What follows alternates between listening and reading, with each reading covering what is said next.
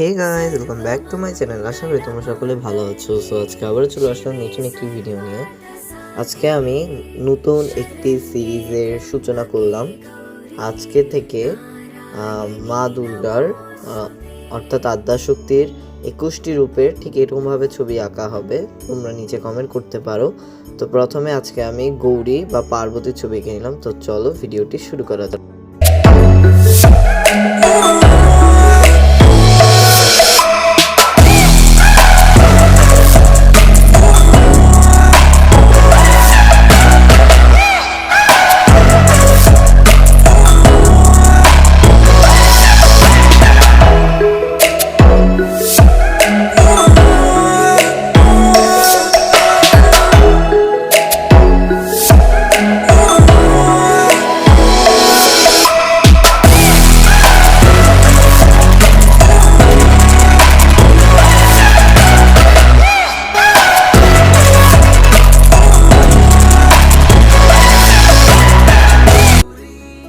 তো এই সিরিজে প্রথম পর্ব গৌরী দেবীকে দিয়ে শুরু করলাম।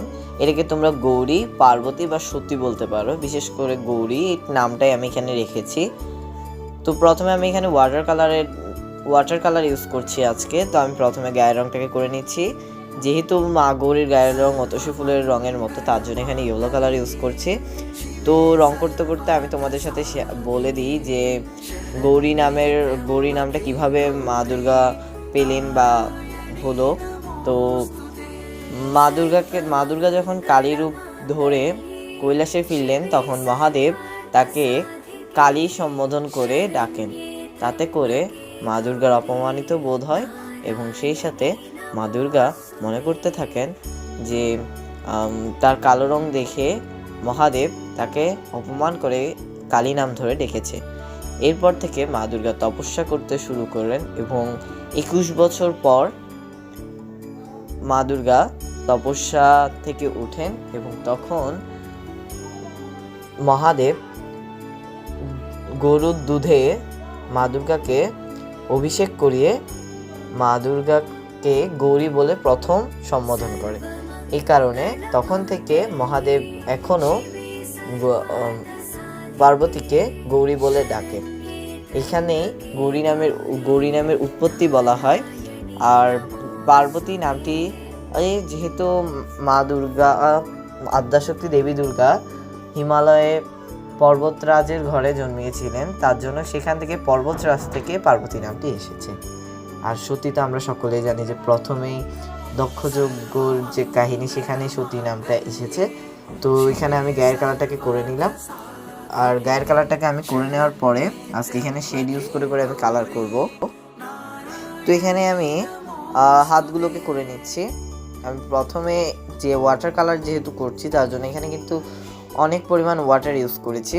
এটাকে শুকানোর পরেই আমি হালকা ভেজা থাকা অবস্থায় কালার করব, মানে শেডগুলো ইউজ করব, নয়তো কিন্তু ভালো মতো কালারটা ফুটবে না।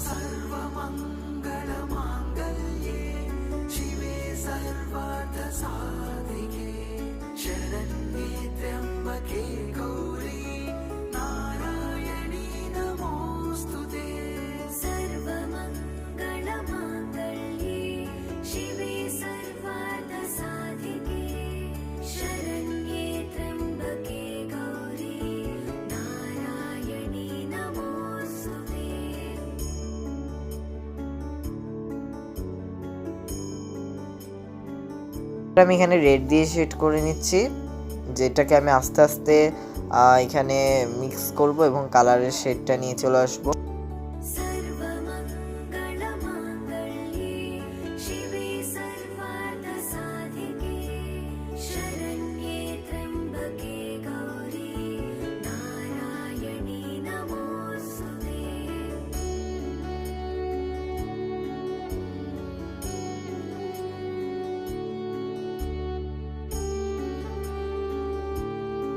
খুব ভালো করে লক্ষ্য করলে দেখতে পারবে যে গলার এখানে আমি একটু হালকা কালার রেখেছি, কারণ আমি এখানে একটা শ্যাডো আনার চেষ্টা করেছি।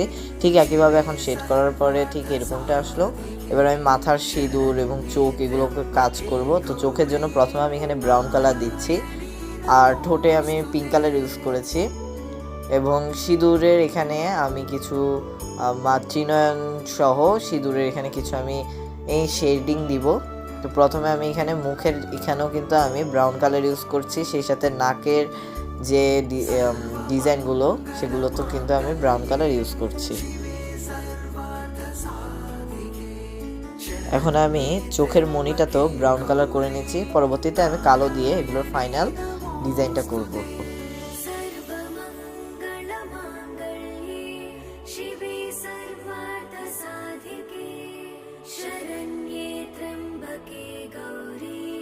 আর হাত এবং কাঁধে যে আলপনার কাজ সেটা করে নিলাম, সেই সাথে চোখগুলোকেও এঁকে নিলাম। আর ঠোঁটটা এখনও রং করা বাকি রয়েছে, কারণ ঠোঁটের রংটা তখনও শুকায়নি। আর এখন আমি মার শাড়িটা করে নিচ্ছি, যেহেতু গৌরী রূপ আঁকছি, গৌরী রূপের জন্য আমি মনে করি লাল পাড়ের সাদা শাড়ি হচ্ছে সবচেয়ে উত্তম। এই জন্য প্রথমে সাদা দিয়ে নিয়েছি এবং এখানে কিন্তু আমি হালকা রেড কালার ইউজ করেছি, একদম ওয়াটার মিশিয়ে, তাহলে কিন্তু কালারটা ফুটবে, মানে শাড়ির কালারটা। সেই সাথে এরপরে আমি পদ্ম ফুল এবং চুলগুলোকেও কালার করে নেব।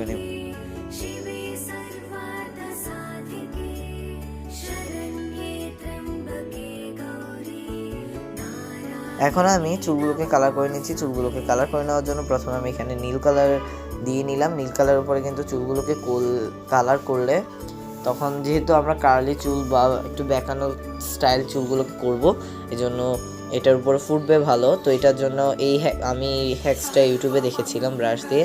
এটা কিন্তু অবশ্যই তোমাদেরকে ওয়াটার কালারের ব্রাশ হলেও কিন্তু এখানে শুকনা রাখতে হবে ব্রাশটাকে, এবং এইভাবে আস্তে আস্তে বেঁকিয়ে বেঁকিয়ে আমরা চুলগুলোকে করে নিতে পারবো।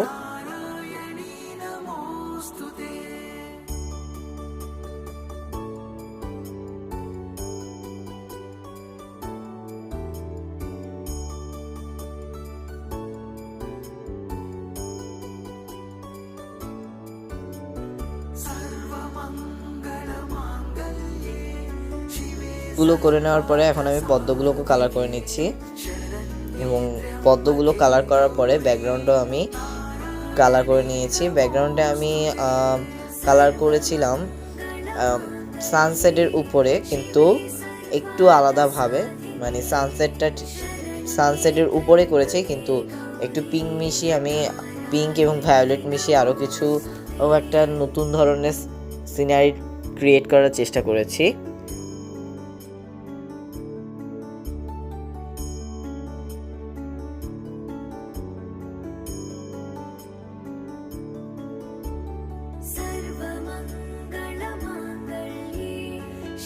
সেই সাথে সাথে আমার এই গৌরী ড্রয়িংটিও কমপ্লিট হয়ে গেল। তো thanks for watching. I hope তোমাদের কাছে ভিডিওটি ভালো লেগেছে।